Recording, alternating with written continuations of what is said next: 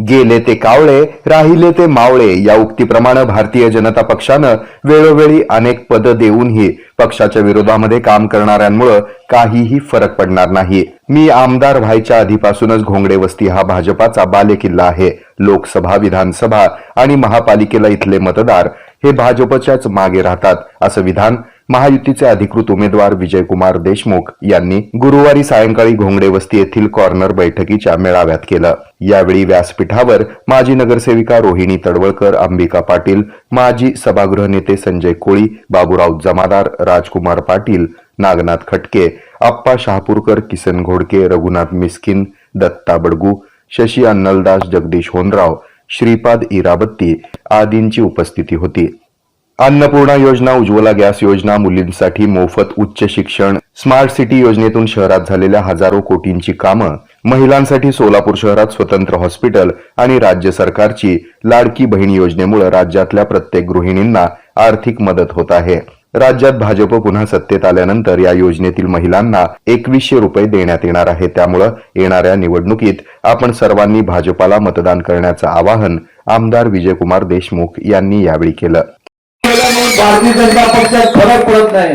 भारतीय जनता पक्ष हा जगातला एकमेव सगळ्यात मोठा पक्ष आहे। याच्यात सगळ्यात जास्त त्याचे सभासद असतील तर हा जगातला भारतीय जनता पक्ष मोठा आहे। कितीतरी आले, कितीतरी गेले, पण आज भारतीय जनता पक्षाला कधी कुठला काय फरक पडणार नाही। आपण सगळ्यांनी कुणाला न घाबरता आपल्या आपण ज्याप्रमाणे आजपर्यंत तुमचं सहकार्य, तुमचा आशीर्वाद पक्षाच्या पाठीमागे राहिलं, तसंच आजही तुम्हाला सगळ्याला मी विनंती करतो की तुमचा आशीर्वाद भारतीय जनता पक्षाच्या पाठीमागे ठेवा। 20 तारखेला कमळाच्या चिन्हासमोर बटन दाबून जास्तीत जास्त मतांनी निवडून द्या, एवढंच बोलतो आणि माझे 2 शब्द बोलतो। जय हिंद, जय महाराष्ट्र। कितीही कोठे येऊ द्यात, कुणाच्या जाण्यानं काहीही फरक पडणार नाही, अशी टीका सुरेश पाटील यांचं नाव न घेता भाजपचे अनंत जाधव यांनी केली।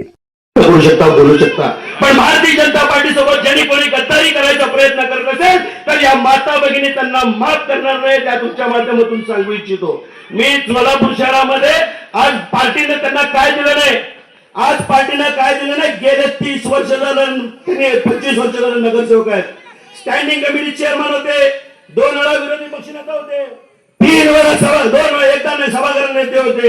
एवढं सगळं जर देऊन जर आमच्यावर अन्याय झाला असं म्हणत असेल तर येणाऱ्या 20 तारखेला कमलाच्या चिन्हासमोर बटन दाबून या सगळ्या उपस्थित सगळ्या माता भगिनी या ठिकाणी उत्तर देतील, असं मी तुम्हाला या ठिकाणी या माध्यमातून सांगू इच्छितो। माहिती आहे मला कोण काय सांगतायत, कशा पद्धतीने वागतायत। ही जनता भारतीय जनता पार्टीच्या पाठीमागे भक्कम उभा राहील आणि येणाऱ्या 20 तारखेला